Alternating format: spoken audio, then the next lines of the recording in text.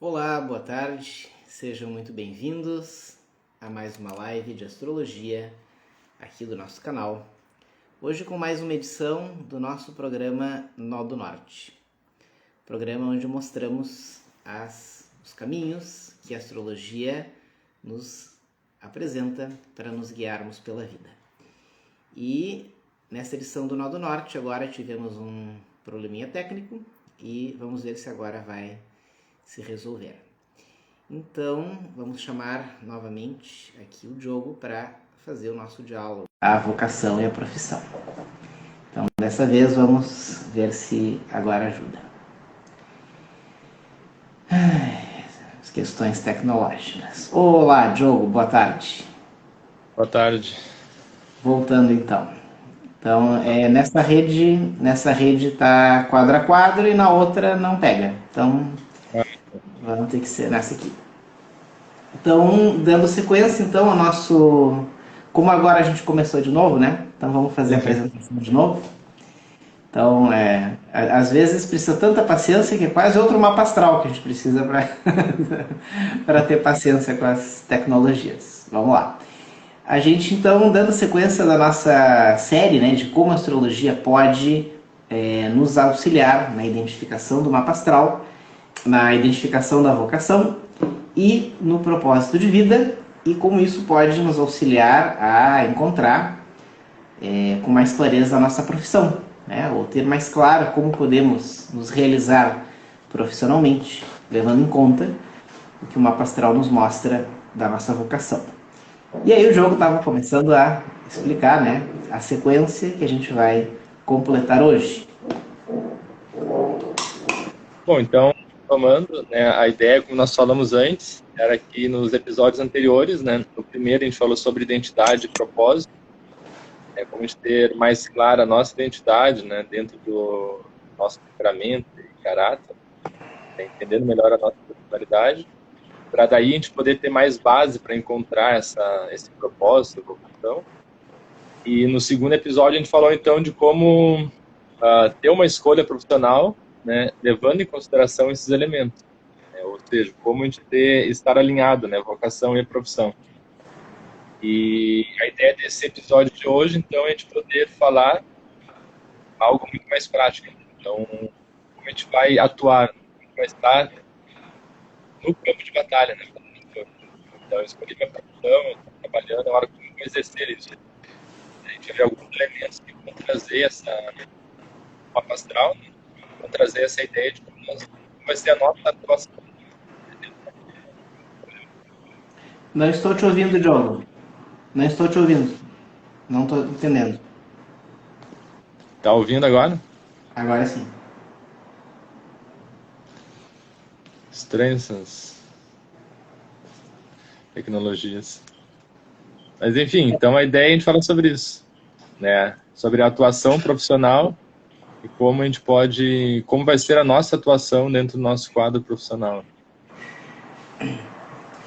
Bom, nós temos, como o jogo falou, depois de ter claro, né, o principal, a questão verdadeiramente espiritual da coisa, a questão essencial, que é a vocação propriamente dita, né, ou seja, a identidade, termos mais claro quem somos e a que viemos. Em primeiro lugar, veio quem somos. Em segundo lugar, depois de ter claro o que o mapa nos mostra acerca de quem somos, vem a queda do celular. Né? E depois da queda do celular, vem o propósito, né? Ou seja, aquilo que nós podemos associar com o dever. O que nós devemos fazer não é algo aleatório. Então, na segunda live da série, a gente falou um pouco sobre o propósito de vida, né? Na verdade, foi na primeira.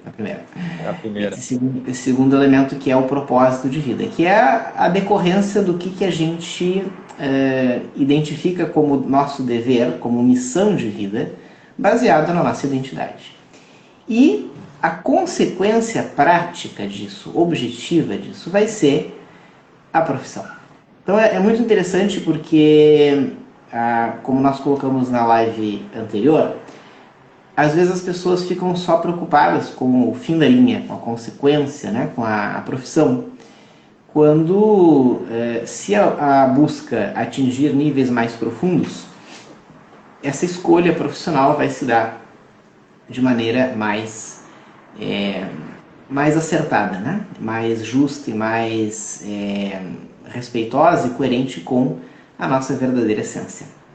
Então, por essa razão, depois que isso está já construído, né, essa visão mais clara, vocação enquanto identidade e propósito e depois profissão, o passo seguinte é compreender como que esta personalidade humana se comporta, como que ela atua, como que ela funciona no dia a dia, nas batalhas da vida. E essa composição, ela vai ser demonstrada pelo mapa astral, tanto quanto para outras áreas da vida, para outras situações.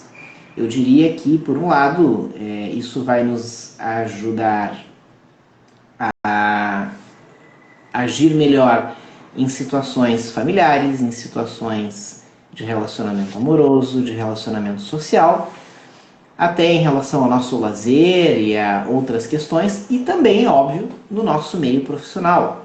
Então, como estamos trabalhando aqui o foco da vocação e profissão, vamos agora, num terceiro momento, procurar entender como que o mapa astral nos ajuda a mapear como será esse profissional, como será esse trabalhador, como será esse ser humano que agora, tendo claro a sua identidade e tendo claro o seu propósito de vida, e considere isso já é um privilégio no nosso mundo complicado, agora ele vai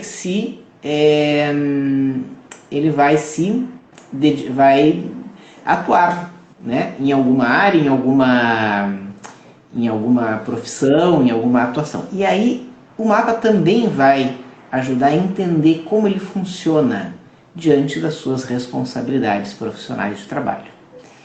E aí entra então a própria leitura, que de outra forma seria a leitura padrão da personalidade, mas agora com esse foco, com esse direcionamento profissional.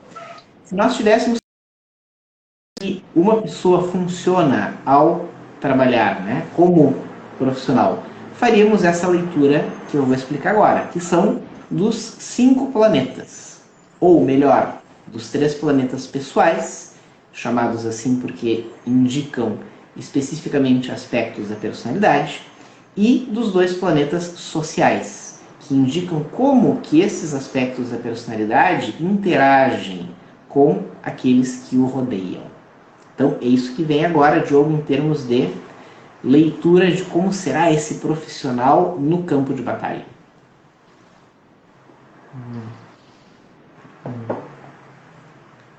Posso dar sequência? Sim, a gente pode ir direto para os elementos já no mapa, né? Então, esses elementos que na verdade são planetas, né?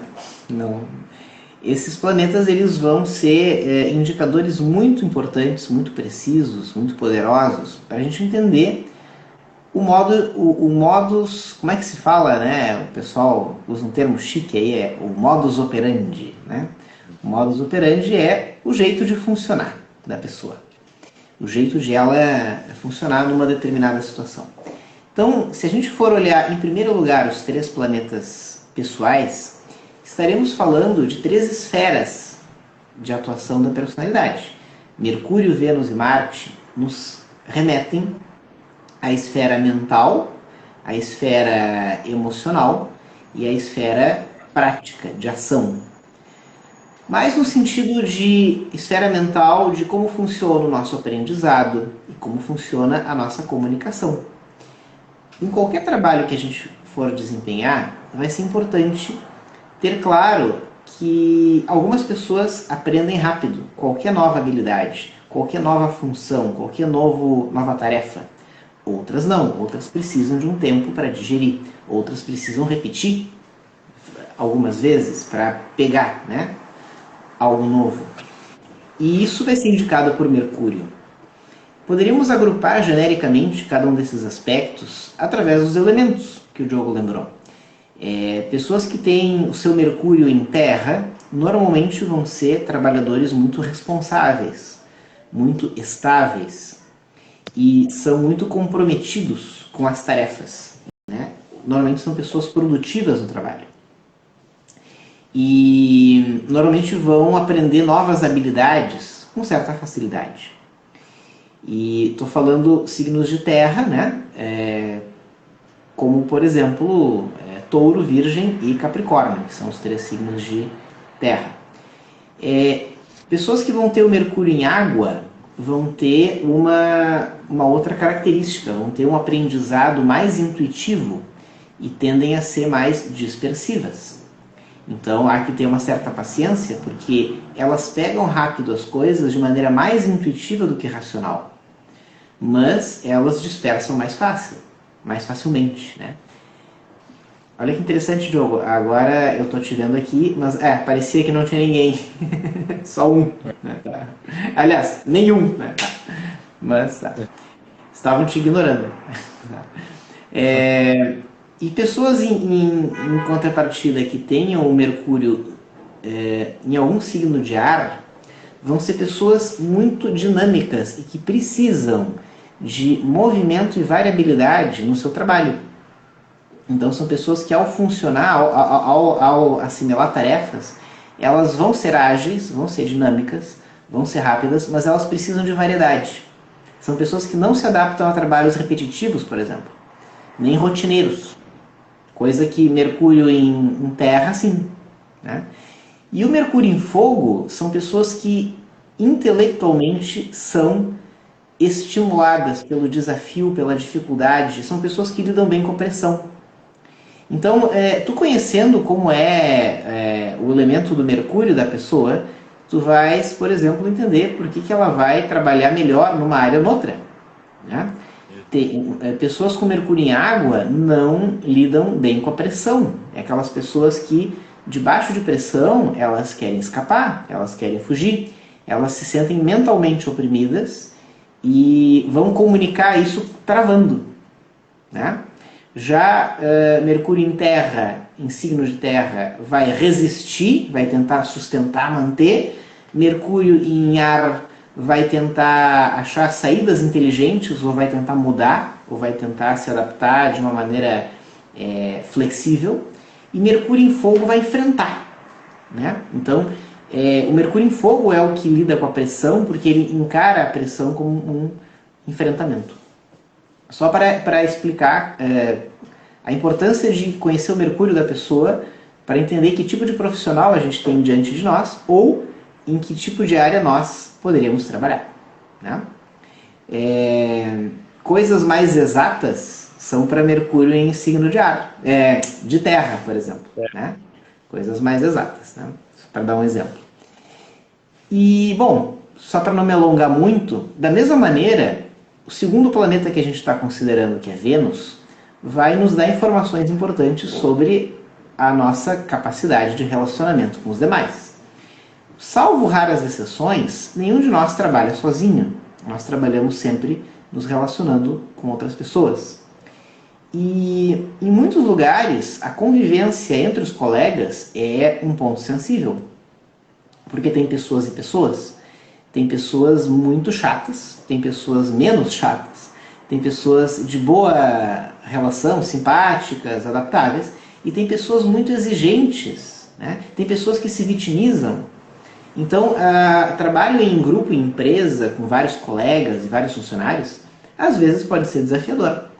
E conhecer a Vênus, a posição de Vênus dessa pessoa, pode nos ajudar a lidar com isso e a compreender, né, para que lado a pessoa se inclina. Então, por exemplo, posições de Vênus em signos de terra tendem a mostrar pessoas mais discretas, que se mostram pouco, são reservadas e vão procurar mostrar o seu valor, ou vão procurar ganhar os outros, ganhar confiança, cativar os demais. De que forma? Através da prática, sendo caprichosos, sendo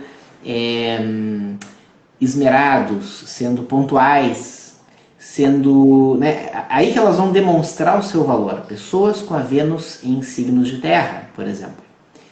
Por outro lado, o Vênus em signos de água vão ser aquelas pessoas que precisam de atenção, que precisam receber atenção, precisam chamar atenção e que precisam se sentir valorizadas. Então são pessoas socialmente mais sensíveis, que vão procurar ser simpáticas, vão procurar se relacionar, mas elas vão ser muito sensíveis à opinião alheia. Em alguns aspectos mal trabalhados, são aqueles colegas que se vitimizam, que são fofoqueiros, que perdem muito tempo com as intrigas de grupos, né? Então, pessoas que trabalham numa equipe, Vênus em Água já tendem a ser um pouco mais sensíveis às influências do meio, do grupo, e também sensíveis às opiniões, e acabam interferindo a sua produtividade com toda essa relação humana, né? Então, em serviço público tu vê muito isso, né? De pessoas que parece que estão lá para fazer intriga, para falar, para se ocupar das questões dos outros, e o trabalho, o objetivo em si fica em segundo plano, né? Então isso é um ponto sombrio de alguns aspectos do Vênus em signo de água, tá? Que seriam Peixes, Escorpião e Câncer, tá? Sendo que o ponto positivo é que são pessoas que criam facilmente laços e valorizam facilmente os laços, né? Então, por exemplo, se essa pessoa, tu tem paciência com ela e tu cativa ela, a pessoa com Vênus em Água vai se guiar muito por quem e pelo que ela gosta, né? Ou seja, é aquele negócio da raposa do Pequeno Príncipe, que é, se tu me cativares, né, vai ser responsável para sempre. Então, Vênus em Água é a relação humana mais emocional. No trabalho, isso, como eu falei, pode ser positivo ou negativo. Já uma Vênus em Ar é aquela pessoa simpática, despachada, é aquela pessoa que estabelece vínculos e que abre caminhos e que é mais de resolver as coisas, né? Mais de resolver as coisas. Mas ela é a que vai se estressar menos e nas suas relações ela vai procurar primar pelo no stress, né? Então são pessoas muito no stress, né? Que é tipo assim, vamos entender, vamos, né? Que é facilmente simpática, facilmente cativável, mas que é uma pessoa prática, né? E que ela realmente não vai ter a tendência a se aprofundar muito nas relações, mas ela vai procurar manter uma simpatia, né? Para que as coisas funcionem bem, mas cada um na sua distância. Então, a Vênus em signos de ar vai tornar as pessoas mais simpáticas e menos profundas, de certa forma. Já uma Vênus em signo de fogo vai fazer esse trabalhador ser de uma relação muito mais calorosa. Vai ser uma pessoa muito produtiva, porque ela vai também se preocupar com o que estão enxergando do trabalho dela, ela vai querer aparecer bem na foto. Então, pessoas que têm a Vênus em Leão, em Áries ou em Sagitário, são pessoas que também gostam de um desafio, né? Mas que elas são movidas um pouco pela imagem, pelo que vão pensar dela, achar dela, e ela vai querer se destacar. A Vênus em Leão, em Sagitário e em Áries podem ser no trabalho particularmente competitivas, porque elas vão querer mostrar, né? Vão querer ganhar respeito, ser queridas e ser valorizadas mais que os outros, né? Vão se importar muito com quem que está em volta, né? Então o elemento fogo na Vênus ativa uma certa competitividade. Para tentar ser mais objetivo, eu tenho ainda mais planetas aqui, mas o Marte, para fechar o trio dos planetas pessoais. Mercúrio mental, Vênus emocional, relação social, né? E o Marte vai ser a nossa força de ação. A força de ação, ela é muito importante para a gente também avaliar o quanto que tu pode esperar daquela pessoa enquanto trabalhador. Então, a pessoa que tem um Marte num signo mais suave, ela vai se esforçar muito para ser produtiva. Ou seja, não adianta tu tirar o couro dela, porque ela não vai render. Agora, se tu der tempo, se tu der espaço, se tu der condições mais suaves, ela pode render no longo prazo, no médio e longo prazo. Então, há que ter uma certa paciência com a capacidade de produção, de ação, de desafio, de enfrentamento, que o Marte indica, né? Conforme o signo. Então, por exemplo, um Marte em Terra, a pessoa vai ter uma ação mais lenta e não tem o que fazer, né? Marte em Touro, Virgem ou Capricórnio tem um padrão de ação lento, mas de longo prazo. Ou seja, a pessoa sustenta qualquer trabalho. Então, trabalhos duros, cansativos, desgastantes, chatos, ou, sei lá, ou até que pressionam, né? A pessoa aguenta, ela faz, ela continua, ela não desiste, ela não larga, né? Mas a pessoa com Marte em Touro, Virgem ou Capricórnio vai ter então um padrão de continuidade. Então tu pode esperar que ela vai ser muito resistente, mas ela vai precisar um tempo, ela não vai ser rápida, né? E outra coisa, não vai ser rápida, mas vai ser resistente, vai ser muito forte na sua capacidade de trabalho, mas vai ser uma coisinha depois da outra, tá? Então tem que ter paciência, porque a pessoa que tem Marte em signo de Terra, às vezes ela vai precisar mais tempo do que todo mundo para fazer as coisas. Ela vai demorar, mas vai fazer bem. Vai fazer bem, vai fazer completo, né? Depois a pessoa com Marte em signo de água, a água é bem contrário, né, a tudo do Marte. Então vai ser um Marte já mais suave. Então a capacidade de ação dela vai ser mais oscilante. Tem que ter paciência com a pessoa com Marte em signo de água, que é Peixes, Câncer e Escorpião, porque é uma ação oscilante e que se deixa interferir pelo meio. Então não é sempre fácil de tu lidar, porque não vai ter a continuidade que se precisa às vezes. E é uma pessoa que vai conseguir trabalhar e colocar energia em coisas que exijam adaptação, fluidez e subjetividade, sensibilidade, né? A água no Marte vai ajudar a pessoa a ter um feeling para onde e como direcionar a sua força de ação. Então, por exemplo, trabalhos que exijam sensibilidade. Vou dar um exemplo assim que me ocorreu agora. O Michelangelo pintando o teto da Capela Sistina. Não sei se todo mundo sabe, mas o cara ficou anos em cima do andaime. Claro, né? Ele subia e descia todo dia, tá? Fazia isso durante anos, né?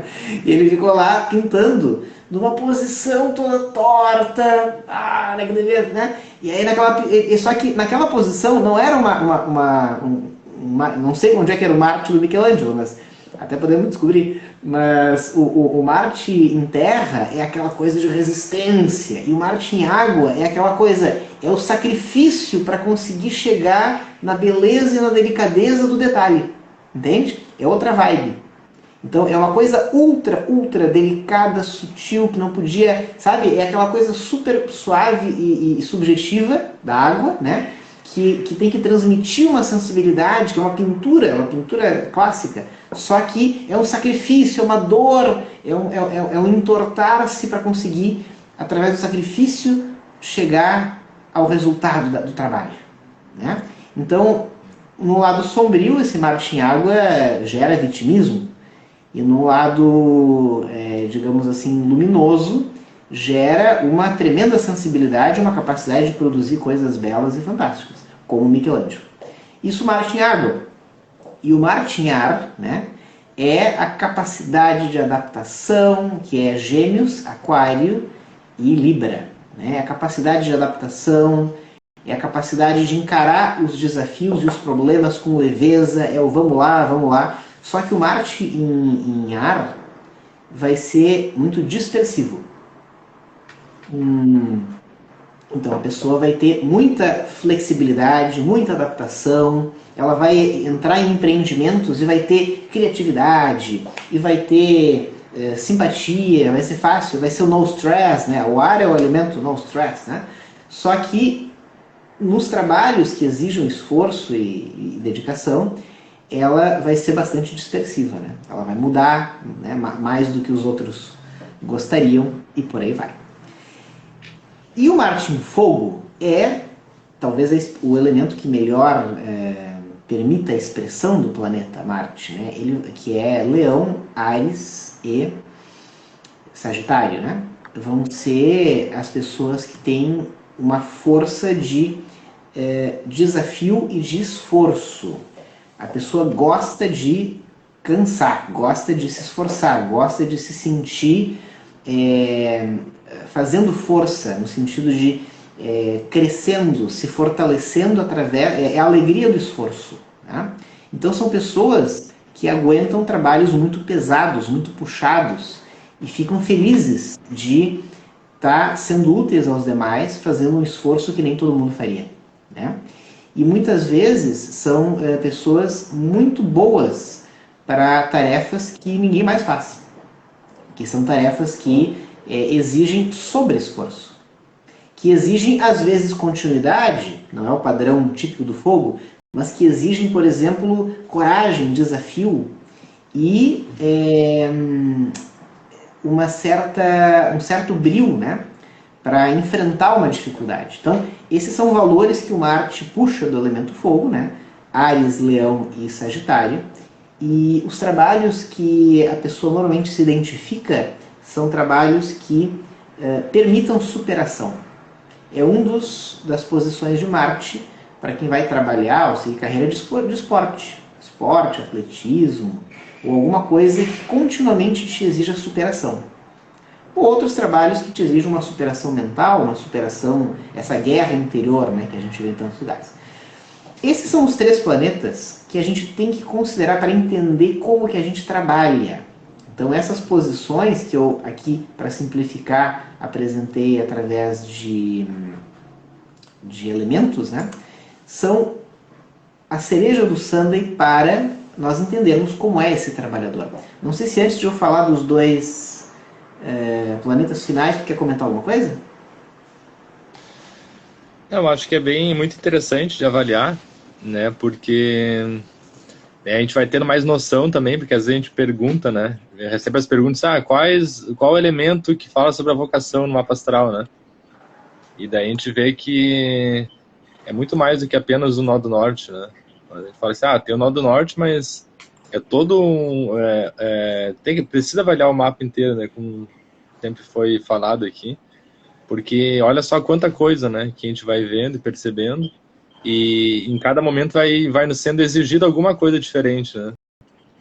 Então, né, nessas questões, foi falando, quando estava falando, estava imaginando os meus posicionamentos ali.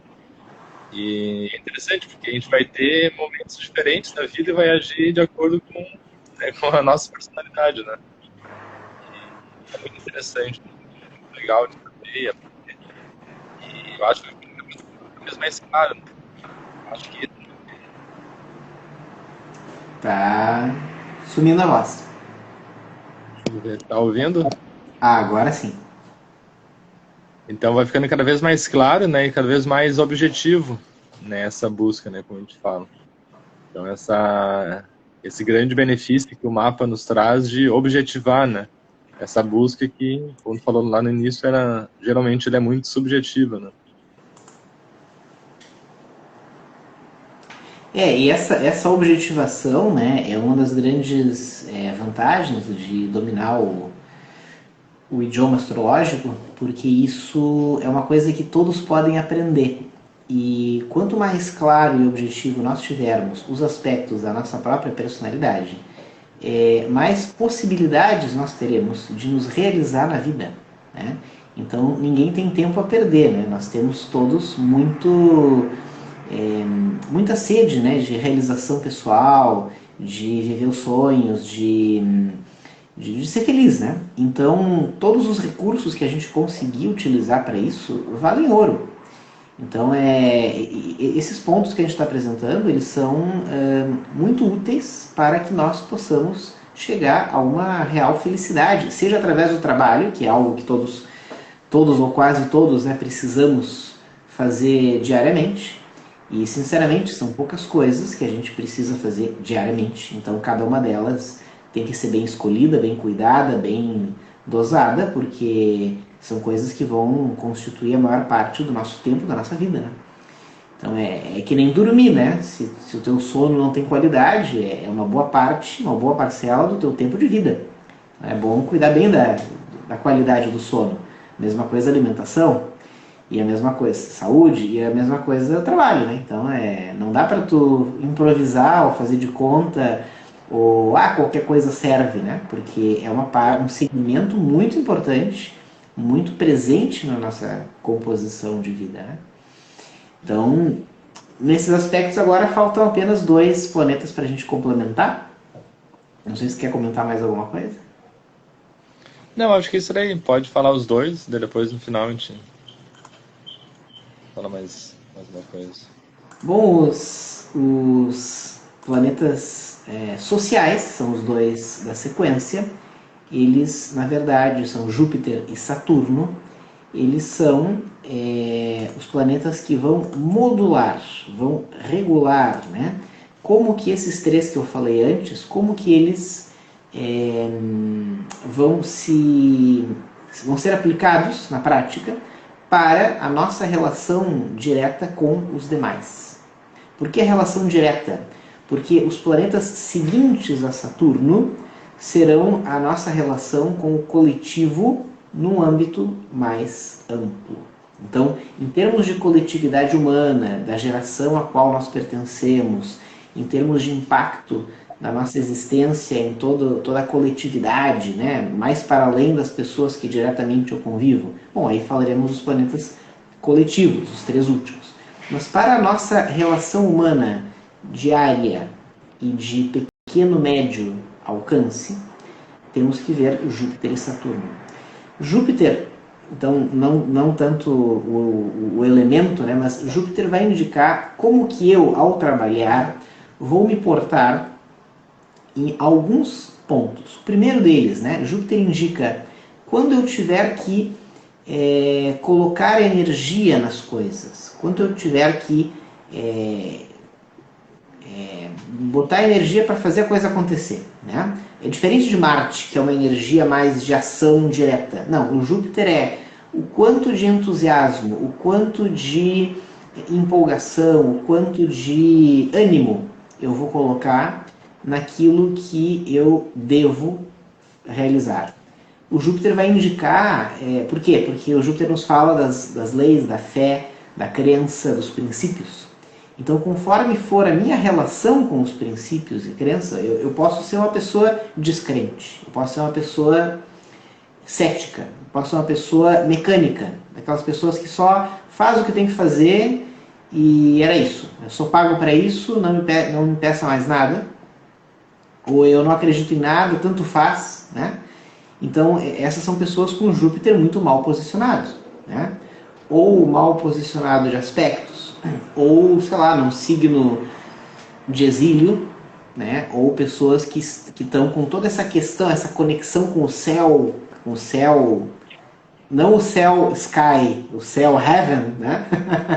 Para ficar mais claro, ela está com uma conexão muito fraca, né? Então, porque Júpiter é o rei dos deuses, então é a nossa ligação com as leis divinas, com as leis da natureza.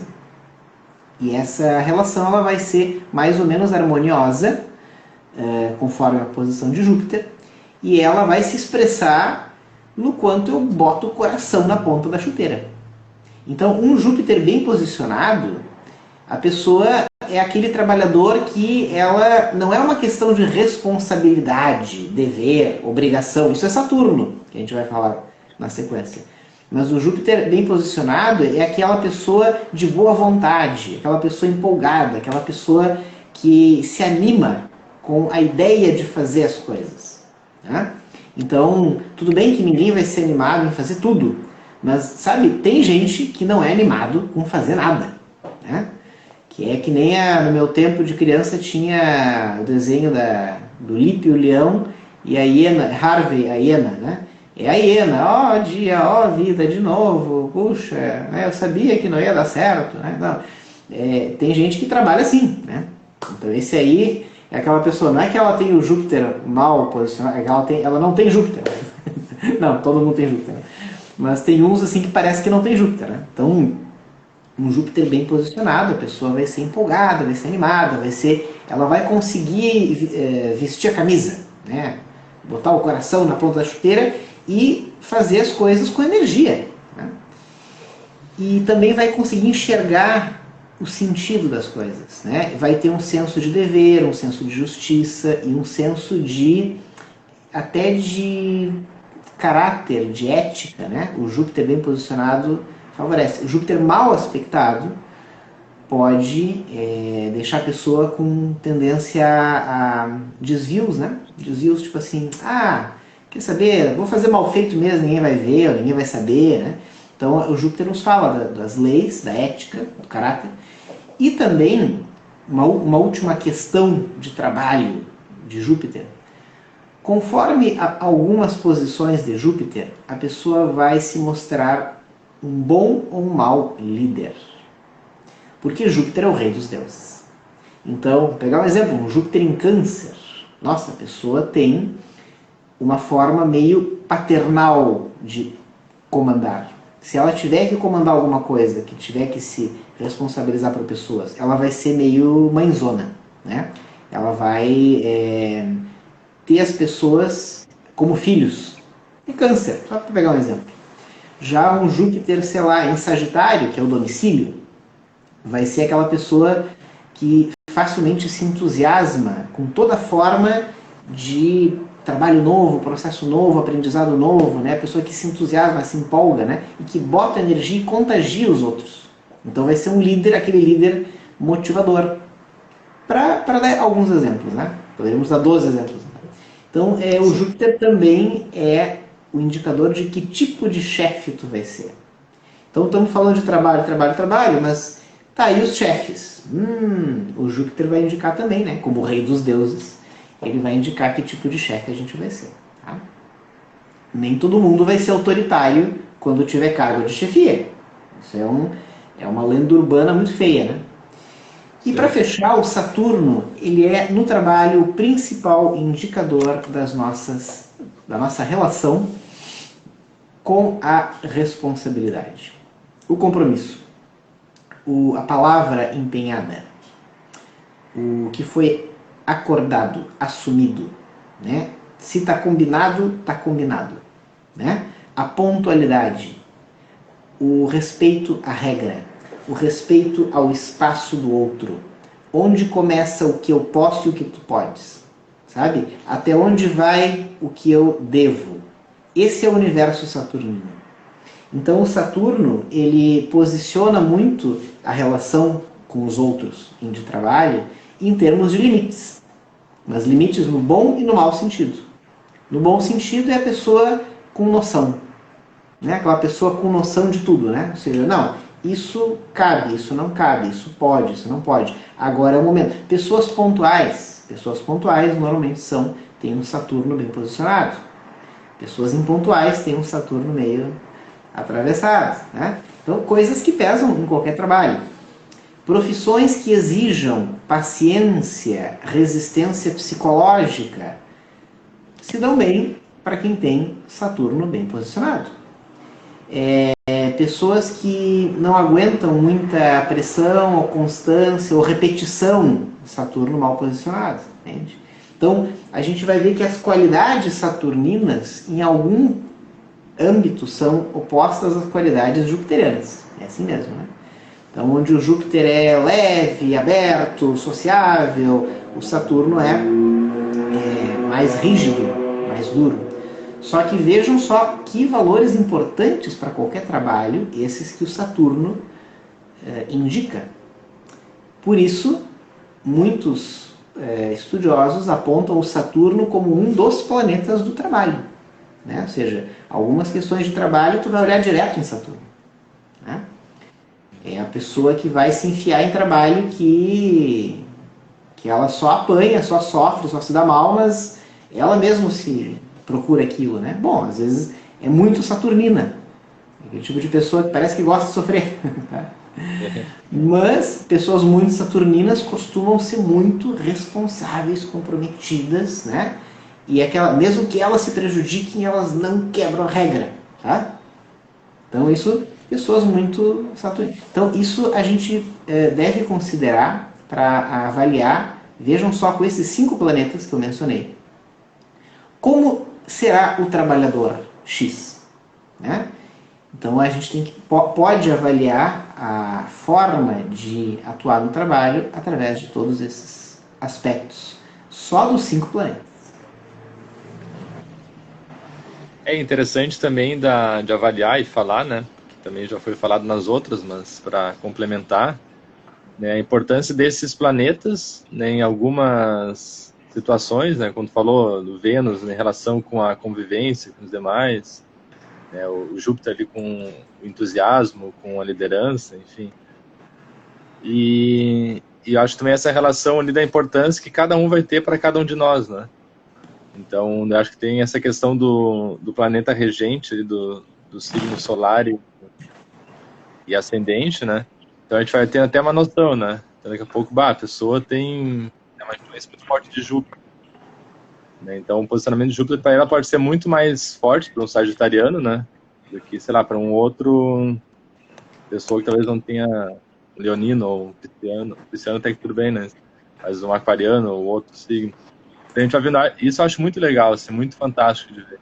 A gente vê porque que cada mapa é único mesmo.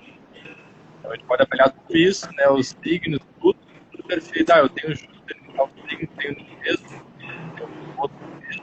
Vai ser tudo diferente, vai ser a mesma coisa. Vai ser tudo diferente, pontinhos. Vai ser, apesar de ser o mesmo planeta, o mesmo signo, né, e tudo mais, vai ser diferente porque, né, a expressão é diferente, né? Então, às vezes a importância de um signo, de um planeta para uma pessoa pode ser mais do que para outra, né? Sim. Então, eu vejo essa relação assim muito íntima, né, de cada um de nós e o mapa oferece também. Não, é isso. E muito importante, né, que a gente estimule, que é uma das metas mais nobres do nosso trabalho, que as pessoas possam buscar se conhecer mais, né? Possam buscar essa ferramenta e tirar os benefícios, porque ela está disponível, a história da humanidade inteira, e nem sempre ela é bem utilizada, né? Às vezes a gente desperdiça essa oportunidade de se conhecer e ter uma vida feliz e fazer os outros mais felizes a partir dessa possibilidade. Bom, eu acho que com isso fechamos, né, Diogo, a sequência da vocação e profissão, né? Minissérie. Daí a gente fechou, aí já tem uma noção muito grande de tudo, né? De tentar avaliar. E, bom, daí na quinta-feira a gente vai ter outro episódio com outros elementos que a gente vai trazer também. E sempre tentando agora trazer esse foco, então, para a vocação, né? Então, como a gente pode usar a astrologia, né? Eu insisto muito nessa tecla, né? Como a gente pode usar o mapa astral para objetivar, né? Algo que é de suma importância para o ser humano e que, né, um dos desafios, ou um dos obstáculos para alcançar essa vocação é justamente a subjetividade, né? Então, a gente às vezes está no escuro e não saber nem por onde começar. Eu acho que esse é um grande benefício que o mapa astral traz, né? De poder justamente objetivar, né? Deixar mais objetivo. E aí, em vez de ter milhares de opções, a gente tem algumas, algumas poucas para a gente poder escolher, que vai ser muito mais fácil. Já vi isso em algum lugar, essa frase. Recentemente. Então, né? Eu lembro uma vez, agora só para, né, eu me lembrei, tinha uma menina que é virginiana, né? E que ela falou que tinha às vezes era muito indecisa, né, para escolher e tudo mais. E alguém até comentou, né, mas indecisão é de Libra, né? E eu falei, pode ser de Virgem também, né? Porque acho que o Virgem, como tem essa natureza muito prática, né? Então, às vezes, se tiver milhares de opções para ele escolher, isso pode tornar ele meio indeciso, né? Até pela questão também da perfeição e tudo mais. Então, acho que ele busca essa praticidade, se tiver menos opções, melhor. Daí eu consigo decidir com mais mais tranquilidade, né? Eu acho que serve não só para Libra e Virgem, mas para todos nós, né? Então, acho que ter muitas opções sempre vai, né, pode nos atrapalhar muito fácil, né? E aproveitando para lembrar que todos nós temos os 12 signos, né? É, Então, a indecisão é de qualquer ser humano e todos nós temos Libra em algum lugar do mapa e ele pode nos tornar indecisos em alguma coisa na vida. Nunca em tudo, né? sim, E um libriano não vai ser indeciso em tudo, né? Então, é com certeza. interessante. Então tá certo, então era isso, né? A gente volta amanhã com outro. Amanhã é o meio do céu, né? Amanhã, o meio do céu, já anunciando Stephen Hawking. É outro que vai se revirar no túmulo. É outro que vai ser. No bom sentido, no bom, para bater palmas, para bater palmas. Mas vamos continuar trazendo essas formas de astrologia se mostrar como uma ferramenta útil para todos poderem se conhecer melhor e serem felizes. Né? Então, estamos aí para isso. Então tá Beleza? certo. Beleza, até mais então. Obrigado. Até a próxima. Obrigado, povo. Foi um privilégio ter estado com vocês e nos encontramos na próxima live. Tchau! Tchau, até mais.